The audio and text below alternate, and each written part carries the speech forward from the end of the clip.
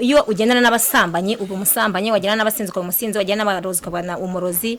Ubwo iyo uri mu byaha uba uri kumwe n'abanyabyaha mukora ibyangwa n'amaso y'Imana, ugira inshuti z'umuvumo zitari z'umugisha. Ugushatse wese arakubona, ugushakiye ikibi wese arakubona. Kuko abazi neza ko niba afite iryo cupa rya byeri mugena mukakubwira mukarisangira, niba ari ukugira inama mugenzi wanyu mbi murayiteranira mukabikora, nyine ugasanga uhura n'abantu b'abanyamuvumo b'inshuti mbi.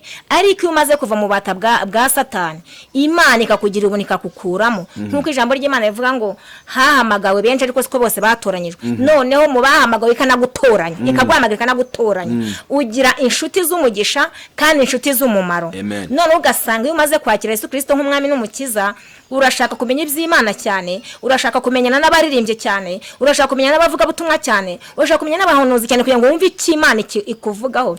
Noneho babandi mwari kumwe kuko barabasize hahandi bagatangira bakavuga bati yarayobye, yabaye igicucu, yabaye umusazi, yabuze ubwenge, yagiye mu barokore. Ariko ntago umuntu aba yabuze ubwenge, ahubwo umuntu aba yagize ubwenge ko yateye intambwe akagira ikirenge mu Kristo kugira ngo abashe kuva mu byara arimo, Imana imugire neza akabivamo atabipfiriyemo.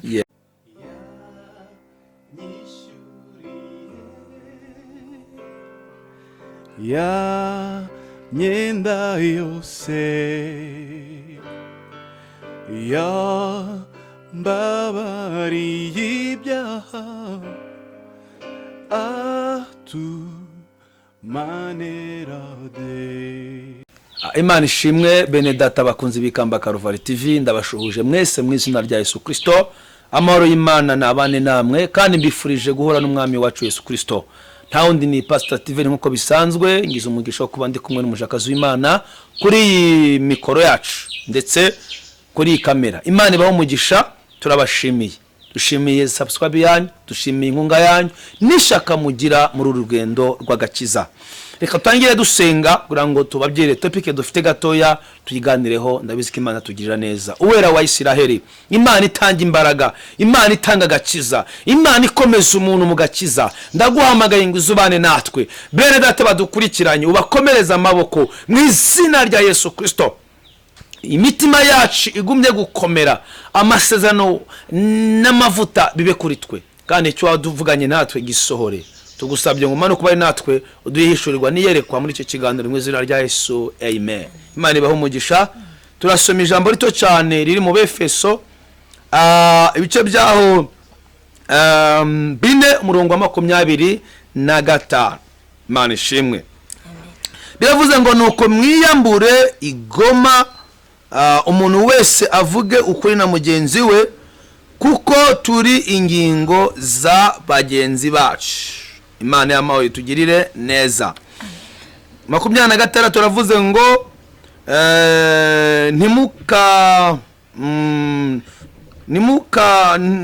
ntimukararikire gukorera icyaha izuba nirikarenge mukirakaye. Haleluya. Amen. Aya ni amagambo tugiye kuvugaho gatoya.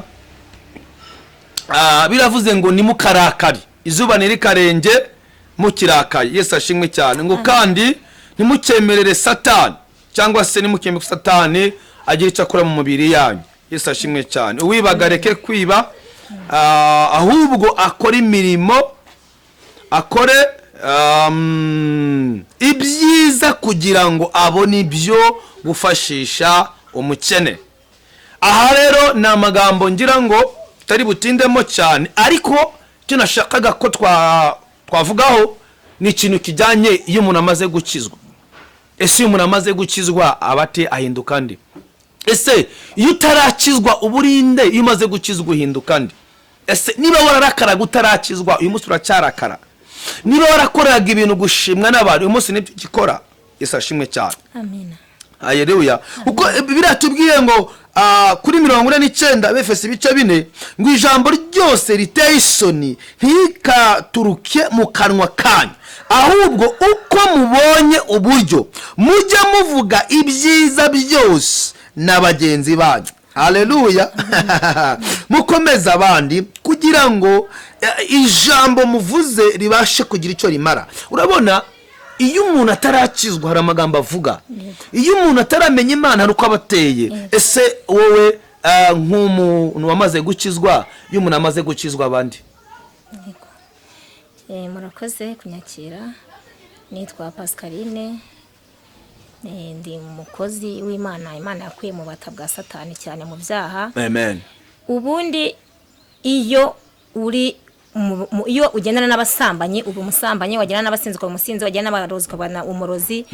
Ubwo iyo uri mu byaha uba uri kumwe n'abanyabyaha mukora ibyangwa n'amaso y'Imana, ugira inshuti z'umuvumo zitari z'umugisha. Ugushatse wese arakubona, ugushakiye ikibi wese arakubona. Kuko abazi neza ko niba afite igihe cupa rya byeri mugena akakubwira mukarisangira, niba ari ukugira inama mugenzi wanyu mbi murayiteranira mukabikora, nyine ugasanga uhura n'abantu b'abanyamuvumo b'inshuti mbi. Ariko iyo umaze kuva mu bata bwa Satani, Imana ikakugira ubuntu ikakukuramo. Nkuko ijambo ry'Imana rivuga ngo hahamagawe benshi ariko siko bose batoranyijwe. Noneho mu bahamagawe ikanagutoranya, ikaguhamagara ikanagutoranya. Ugira inshuti z'umugisha kandi inshuti z'umumaro.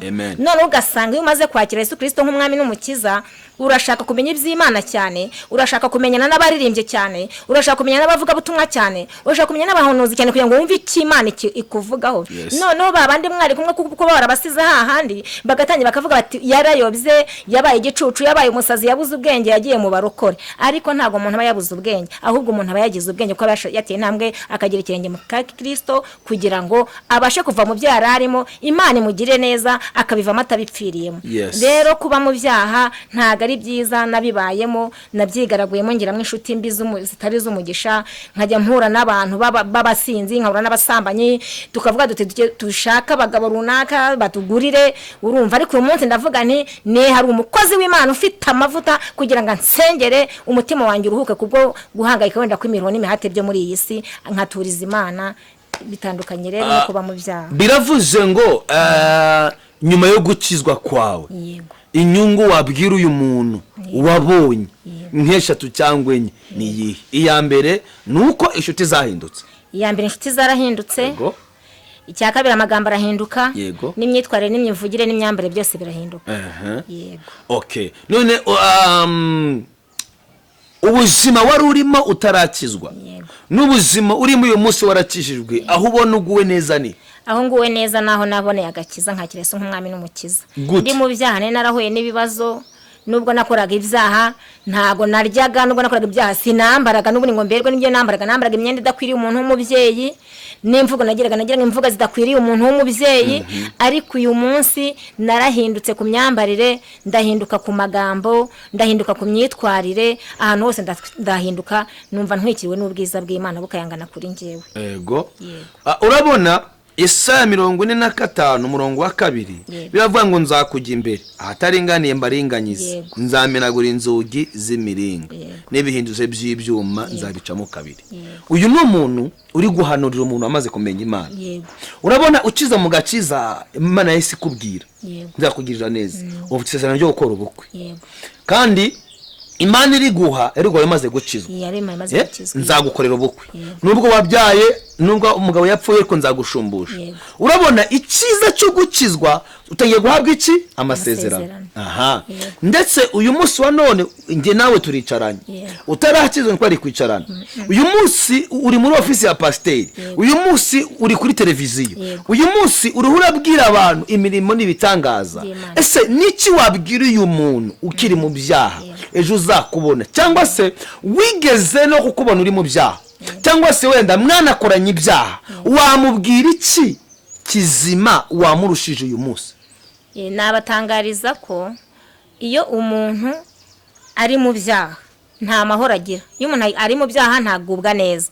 Nkabwira nk'abamama twabanaga iyo ngiyo mu byaha, iyo ngiyo turi mu irere de bari, twagiye dukoraga ku nkoko kujya kunywa inzoga, tukasinda, tukakora ibintu bitari byiza nk'aba mama, kandi turi ababyeyi b'ababebe, ugasanga twitwaye nabi. Ariko ngewe amaze kuvamo, ndakangurira abasigaye niyo nsenga ndamasengera kugira ngo Imana ibavaneyo, bakava mu byo bakora bidahesheje umumaro, bitabafite amahoro, bakava mu byo bakora bidahesheje Imana icyubahiro, nabo ubwabo ntabwo bibahesha icyubahiro. Burya nta mahoro y'umunyabyaha ni Uwiteka avuga. Bakavamo bagatera intambwe bakagira ikirenge mu cya Yesu Kristo kugira ngo imibereho n'imibuzima bwabo bibe byiza n'amateka yabo ahinduke, kuko uwizera umwami azahabwa ubugingo buhoraho. Kandi ni ukuri kuba mu Mana ni byiza, ni iby'agaciro n'iby'igikundiro, kuko Imana yacu itureberera ku manywa na nijoro, ikaturinda, ikatugabura tutasambanye.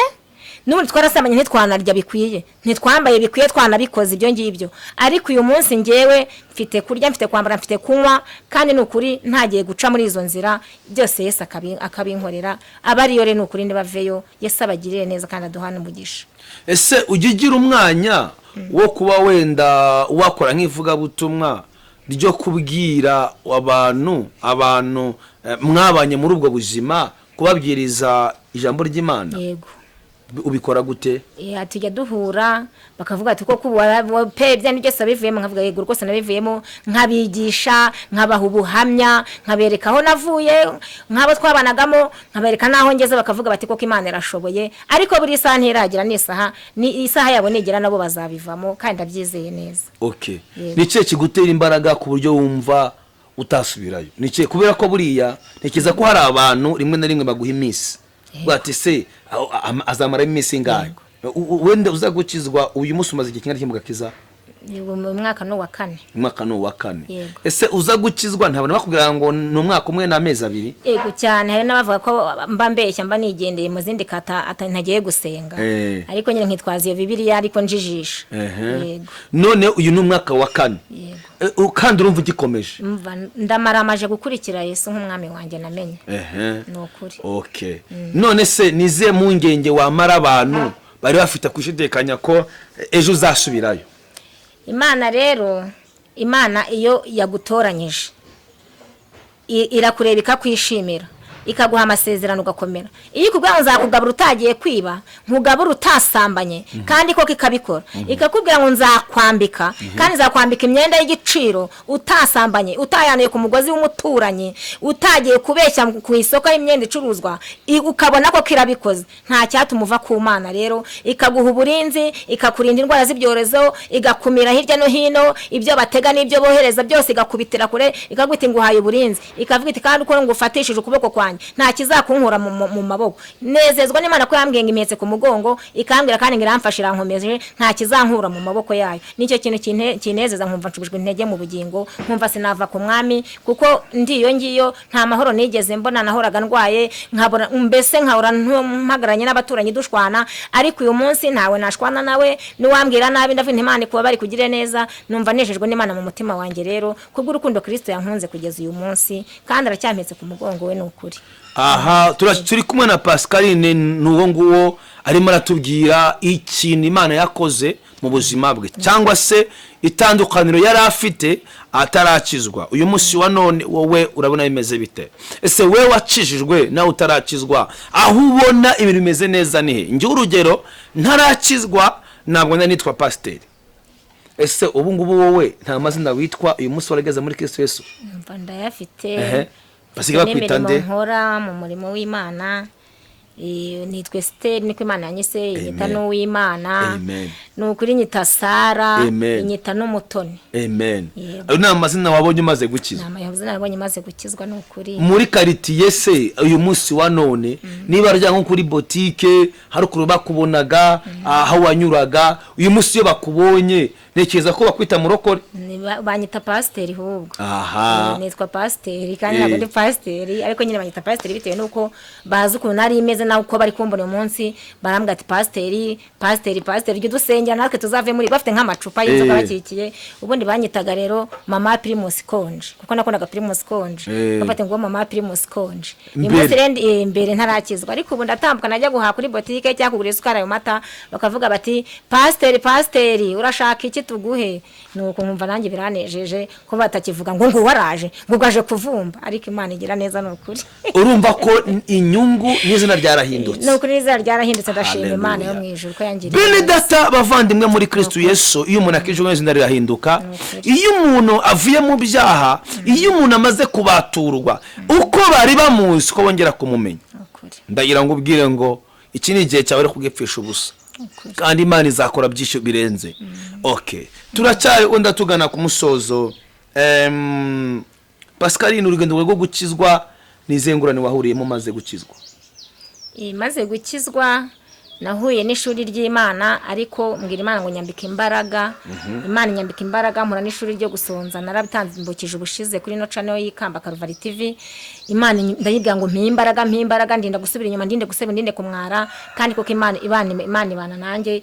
Ibyo mpuramo nabyo byose ndwanisha isengesho. Suko ntago ndagira Satani tabasha kurasa imyambi, ariko ararwana ariko ntaganesha. Rero arasa imyambi ariko Imana ikankengera, kuko mba nayihamagaye nkebwira ngo umaraso ya Yesu ntwikira uburinzi bw'Imana we kuri njyewe. Ntabwo bare mfite mu by'uru rugendo, kuko nishingikirije umugabo ukomeye utagigira ubwoba ngasubira inyuma. Uwo ni Yesu Kristo ndimo kuvuga hano. Rero Yesaya 26 ibice byaho 26 umurongo wa 3 haravuga ngo ugushikamishijeho umutima ngo uzamurinda ab'amahoro masa, kuko ari wowe yiringiye. Nanjye rero ko nshikamishije umutima kuri Yesu, ntashikamishije umutima ku muryango, ntashikamishije umutima kuri data na mama ntagira, ntashikamishije umutima ku mugabo ntafite, cyangwa se ku bana nabyaye, cyangwa se ku baturanye cyangwa abayobozi nturanye nabo bamutwara sibo nabo mudugudu. Nshikamishije umutima kuri Kristo Yesu. Niyo mpamvu ndinze, niyo mpamvu mbaye amahoro masa, kuko ari we niringiye wenyine. Niwe wenyine wo kwizerwa no kwiringirwa, ntarebye ku miryango naho mvuka naho ntuye. Oya, mpanza amaso kuri Kristo Yesu, kuko ari we nshikamishijeho umutima, niko ijambo ry'Imana rivuga. Nanjye rero ko mushikamishijeho umutima, niyo mpamvu nda amahoro ndi muzima. Imana yacu tugirire neza. Amen. Amen. Uramva ko akomejwe n'ibihe agira byo gusabana n'Imana, akomejwe n'ibihe akora byo gusenga. Yego. Kandi noneho haruhaho yashikamye nikatubwiye. Eso akimara gukizwa ari byo yahuye nabyo, hari ingwane yahuye nabyo, ariko ntibyamukuye mu mwanya yari yamaze kurahirira. Amen. Nahuyemo na byinshi n'ubundi, kandi ntabwo muri mbye ravuze ngo nta mahoro twabona yuzuye muri iyi si, ariko byose turwanirirwa na Kristo, kuko ari utuneshereza. Rero kubera yuko twemeye ko Yesu tube umwami n'umukiza, ni uturwanira intambara nini n'intoya, kandi akadukomeza mu by'urugendo, kubera ko twizeye ko ari intwari ku rugamba, ari intwari rwani gatsinda. Uwo niwe dutumbire, niwe duhanze amaso. Ntabwo duhanze amaso ku bantu, nta nubwo duhanze amaso ku kigeragezo, nta nubwo badufite, kuko dufite umugabo ukomeye ari we twegamiye. Umuntu akubajije ngo icyagushoboje kugira ngo udasubira inyuma, wamubwira ko ari iki? Icyanshoboje kudasubira inyuma ni amasezerano Imana yampaye maze kwakira Yesu nk'umwami n'umukiza. Yampaye amasezerano meza, numva ntago nava kuri uyu mwami, kandi icyo nshaka ni ukumunambaho nkamukorera burundu. Ntago ntize gusubira inyuma, kuko ubona kurikiye n'umugabo ukomeye, ni umugabo utivuguruza, ntareba nk'abantu kandi ntakora nk'abantu, ntagira ishyari ngo ibyagusezeranyije abireke, kuba kurinda byonyine amajya n'amazi. Icyo nicyo gituma ntasubira inyuma, kuko nta heza hisi, nta kiza nabonyeyo. Nagize amahirwe ngirwa umugisha, Yesu arandinda amvanayo ndi muzima, mukorera mfite ingingo zose, nta mukorera ndakajorita. Ntago rero nasubira ko nsubiyeyo nabipfiramo. Iyo wasonzaga ukaburara, nta majwi wakiraga kubwira ati iyo utaza kukizwa no buraye, dore ubu ngubu ubonye umugabo ugwa amafaranga. Ari amajwi ya Satani aba ari menshi ku buzima bwawe iyo uri mu kigeragezo. Wayaneshesheje iki? Isengesho, nugusenga gusa nkavuga ni Satani mu izina rya Yesu ndakwirukanye ku buzima bwanjye. Uwo namenye aragabura, uwo namenye isi nibiyuzuye nibye, ntuze kuntera ubwoba, kuko nubundi nacyagiye nasonzaga nanakoze nibyo byaha, Imana yandebye nabi, ariko kuva naravuyeyo nda amahoro. Ntago nzasubira inyuma, ndeka mpamagara ijuru, nkahamagara Yesu akaza kandengera. Nuko nta kibazo nigeze ngira, nta wigeze avango nashonje, nta wigeze abona nananutse, ariko kubera ko nemereye Imana ngo ngwino ndwanirire, niyo nahari urugamba rwanjye. Kandi bigenza neza, na niyo munsi ndacyari kumwe nayo. Imana igumugisha. Tugana ku musozo, tubwiye abantu ko gukizwa biruta gudakizwa. Nukuri kubana n'Imana bigira umumaro, kandi gusenga rwose iyo munasenganye umwete, niko Uwiteka avuga ngo nkunda banshaka umwete bazambona. Nanjye rero mbona Imana kuko mba nayishakanye umwete. Gahunda mfite no gusenga, kandi gahunda mfite no gukiranuka no kwizera ko ibyavuganye nanjye zabisohoza, nta gushidikanya guhari. Ubu tayari gukora ubukwe rero. Tayari gukora ubukwe, ikimenyetso cy'ibyiza namaze kukibona. Nta bwoba rero, ndumva nta bwoba ko Imana iri mu ruhande rwanjye. Nawe tayari kugushyingira. Nukuri. Amen. Imana iguhe. Nguwo rero Pascaline uri tayari gukora mariage, afite ikimenyetso cy'ibyiza, kandi urabona koko nuko asabira merita ko agomba gukora mariage. Ni ngombwa ngo yambare mbeta nawe, yambaye na iriya kanzu.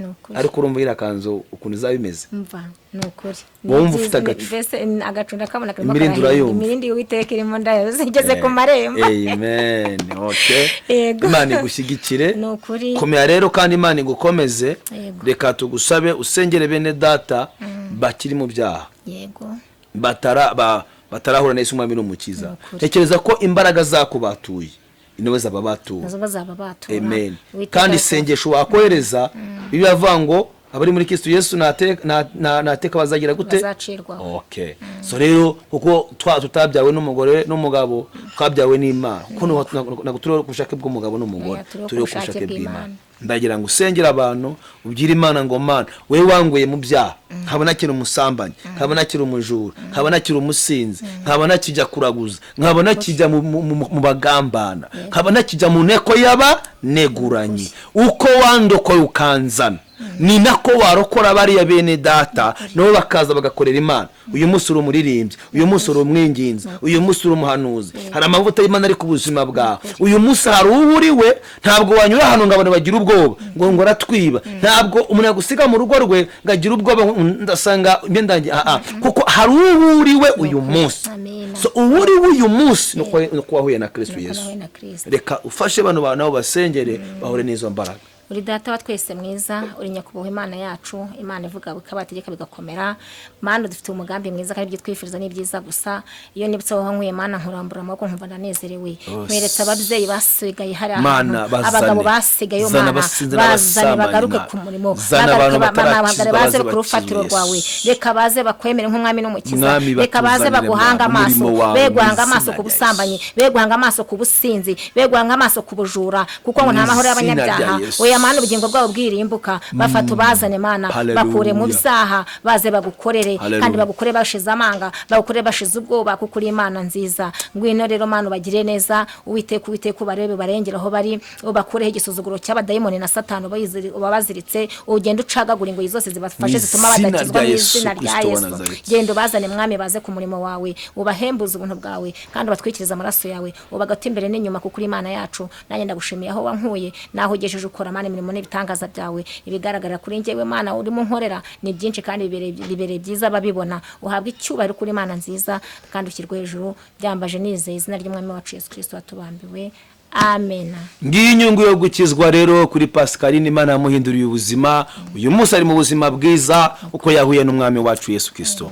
Nawe bigerageze, amateka yawe arahinduka. Turagukunda, turifuza ko wakora subscribe kuri iyi channel ndetse na comment yawe ukatwandikira hasi ukatubwira n'ikindi kitwakugezaho. Turabizi ko Imana izaguha umugisha mu izina rya Yesu. Turabakunda rero mugubwe neza, Imana ibahe umugisha aho muri. Amen. Amen.